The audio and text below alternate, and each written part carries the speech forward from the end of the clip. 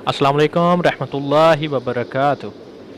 Last नशिस्त में, इससे पहली नशिस्त में आप लोगों ने मेरे बहन भाइयों नमाज मुहम्मदी सल्लल्लाहु अलैहि वालैहि वसल्लम का सुन्नत कोमा तमाम सही अहादीस से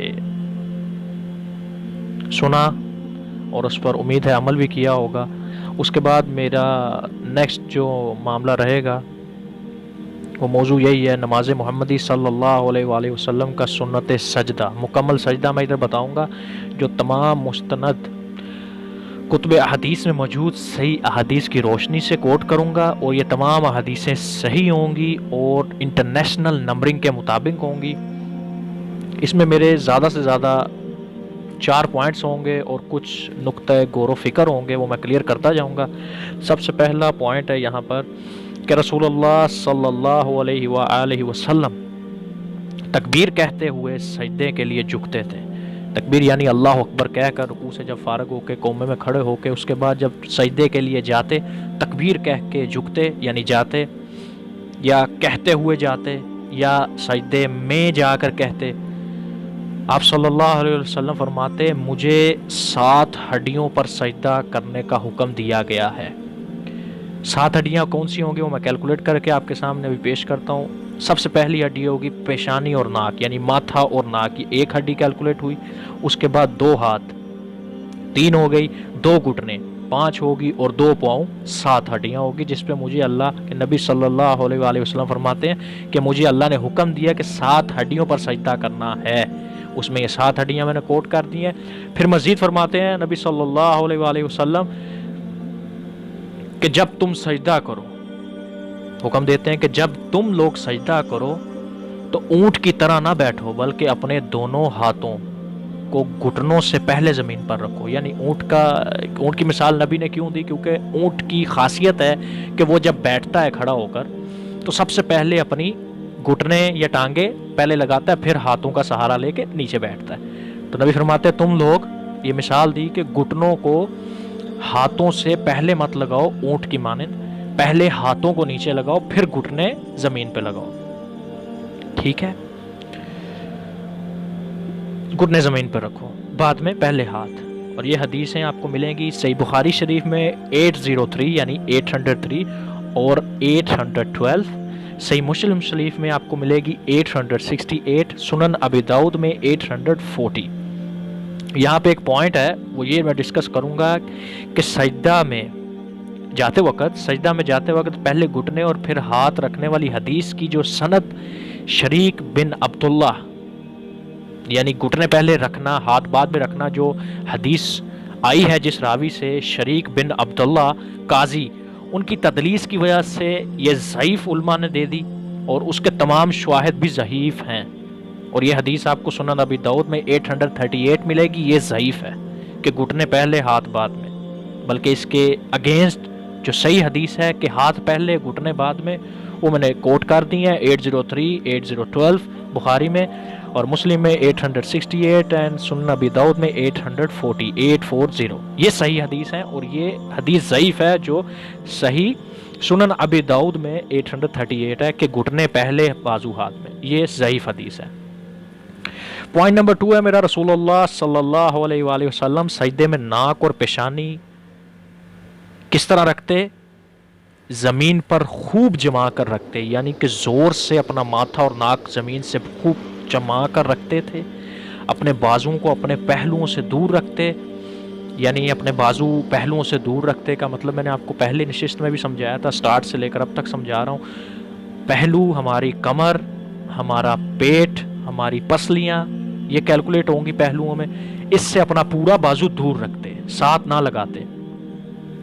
और दोनों हाथों की दोनों हथेलियां कंधों के बराबर जमीन पर रखते, यानी कि जितने आपके शोल्डर है उतने ही चौड़े करके जमीन पर दोनों हथेलियां रखते।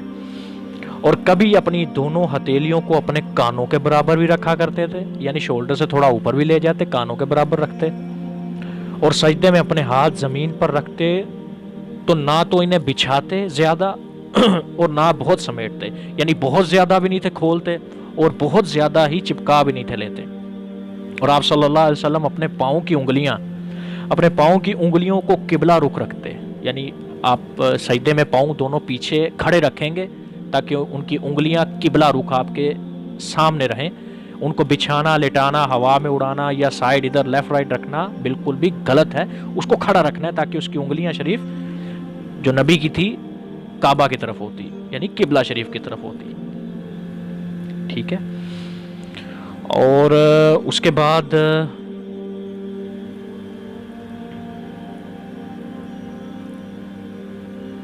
दोनों एड़ियां बिल्कुल मिला लेते थे। ये हदीसें आपको मिलेंगी सही बुखारी शरीफ में 828, सही मुस्लिम शरीफ में 1105, सुनन नबी दाऊद में 730 एंड 734 में, सुनन नसाई में आपको 890 नंबर, एंड सही इब्न खज़ैमा में भी, इब्न खज़ैमा की भी हदीस यहाँ पे आती है कि सही है, उधर भी आपको 654 में ये हदीस मिल जाएगी कि पाँव, हथेलियाँ और किस तरह कहाँ और हाथ किस तरह कहाँ रखते और कैसे उनको मिलाते। पॉइंट नंबर 3 रहेगा यहाँ पे मेरा कि रसूलुल्लाह सल्लल्लाहु अलैहि वसल्लम हुक्म फरमाते हैं। इट मीन कि उन्होंने हुक्म दिया इस चीज़ के लिए, ये हुक्म सुन्नत हो गई कि सजदे में एतदाल करो, सजदे में एतदाल करो, कुत्ते की तरह बाजू ना बिछाओ, अपनी हथेलियाँ ज़मीन पर रखो और कोहनियाँ उठा लो। यानी सजदे में एतदाल, एतदाल यानी एक्टिव होकर सजदा करो, डॉग कुत्ते की तरह। नबी ने देखी यहाँ पे कुत्ते की मिसाल ली है कि कुत्ते की तरह अपने, जैसे कुत्ते की आदत होती है वो अपने जब बैठता है वो अपने दोनों अगले हाथ जो है वो बिल्कुल ज़मीन पे लटा लेता है, बिछा लेता है। ठीक है, कुत्ते की तरह ना बिछाओ बल्कि अपनी हथेलियाँ ज़मीन पर रखो, रखते साथ ही अपने कोहनियों को उठा लो। यानी कोहनियाँ बिल्कुल, आपका बाजू और कोहनियाँ ज़मीन पे बिल्कुल नहीं लगना, ये हुक्मी सुन्नत है। इट मीन कि इस पे जोर दे के बोला कि मिसाल दी साथ में कुत्ते की कि एतदाल करो, एतदाल करो, एतदाल करो। यह हदीस सही बुखारी शरीफ में 822 है, सही मुस्लिम शरीफ में 1104 है। और यहाँ पे मेरा पॉइंट रहेगा गौर फिक्र वाला, वो ये है कि इस हदीस में, इस सही हदीस के वाज़िया हुक्म के तहत औरतों, यहाँ पे मामला जो डिस्कस थोड़ा सा करूँगा वो ये है कि जो हदीस बिल्कुल ठीक मैंने बयान की है, उस हदीस के वाज़िया हुक्म के तहत औरतों में सजदों में, औरतों में भी सजदों में बाजू ना बिछाएं। ठीक है, औरतों को भी मना है कि वो जो करती हैं, क्योंकि मोस्टली औरतों का सजदा बिल्कुल ऐसे ही जो नबी ने फरमाया कि मत करो कुत्ते की तरह बाजू बिछा के सजदे, अपने सजदों में इत्तदाल करो। सो काइंडली औरतों के लिए भी हुक्म ये है कि ये सही हदीस में है कि औरतें भी अपने बाजू मना हो जाएं, ममनू है कि वो भी मत बिछाएं, उसको वैसे ही उठा के रखते जैसा हुक्म आया, कोहनियों के साथ उठा के रखे, ज़मीन के साथ उसको बिल्कुल भी मत बिछाएं और ना पहलुओं के साथ टच होने दें। मज़ीद ये भी कि मर्दों और औरतों की नमाज, ठीक है, मैं यहाँ पे क्लियर करता जाऊँ, पूरी जिम्मेदारी के साथ मैं अल्फाज अदा कर रहा हूँ। मज़ीद ये कि मर्दों और औरतों की नमाज के तरीके में कोई भी फ़र्क नहीं है। ठीक है, मैं अपने अल्फाज रिपीट कर रहा हूँ, औरतों और मर्दों की नमाज में कोई भी फ़र्क नहीं है। और इस ज़मन में जितनी भी रवायात, यानी कि फ़र्क है, इसमें जितनी भी रवायात या हदीसें आपको मिलेंगी या पेश की जाती हैं वो सब की सब ज़ईफ़ हैं, जबकि सही हदीस में वाज़िह हुक्म आ गया। वो क्या हुक्म है? जो सबसे पहली हदीस थी जिसका तर्जुमा था, नमाज उस तरह पढ़ो जिस तरह मुझ मोहम्मद सल्लल्लाहु अलैहि वसल्लम को पढ़ते हुए देखते हो। ये हदीस सही बुखारी की है, बुखारी शरीफ की 631 है।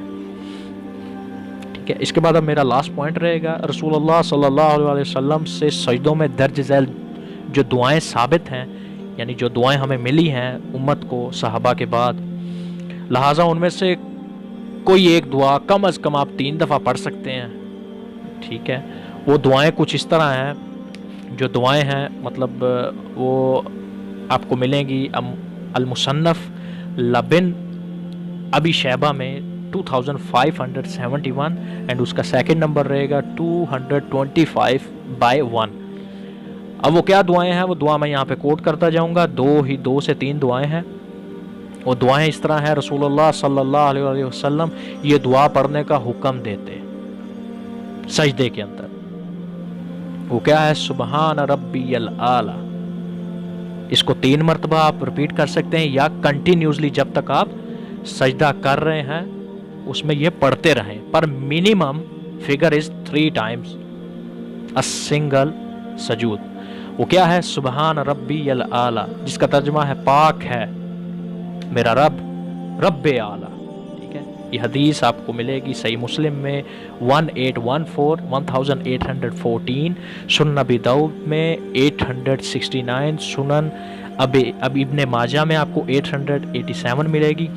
اور اس کے بعد جو 2 دعائیں اور ہیں اس میں کچھ ایسا ہے: سبحانک اللہم ربنا و بحمدک اللہم اغفر لی. اور یہ دعا آپ کو ملے گی کہ یہ دعا بھی آپ پڑھ سکتے ہیں منیمم 3 times اینڈ کنٹینیوسلی جب تک آپ سجدے کے اندر ہیں. اور اس کا حوالہ آپ کو ملے گا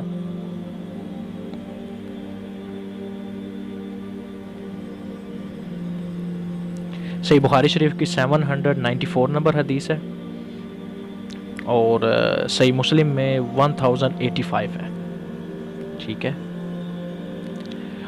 اور جو آپ لاسٹ دعا، جو تیسری دعا رہے گی وہ سبوح قدوس رب الملائکتی والروح ہے. ٹھیک ہے، یہ بھی آپ minimum 3 times and maximum continue آپ رکھ سکتے ہیں اپنے سجدے کے اندر. ٹھیک ہے، یہ آپ کو حدیث ملے گی صحیح مسلم شریف میں. ٹھیک ہے، 1091. ٹھیک ہے، تو یہ میں نے مکمل سجدہ نبی صلی اللہ علیہ وآلہ وسلم تمام solid and perfect and no doubt صحیح احادیث سے کوٹ کر دیے. ٹھیک ہے، اور آخر میں یہی دعا رہے گی میری کہ جو سنایا اس پہ ہم لوگوں کو عمل کرنے کی توفیق عطا فرمائے رب، اور جو جذبات میں کچھ الفاظ تجاوز کر کے وہ سنتے ہی ہمارے دلوں سے غائب کر دے. السلام علیکم ورحمۃ اللہ وبرکاتہ.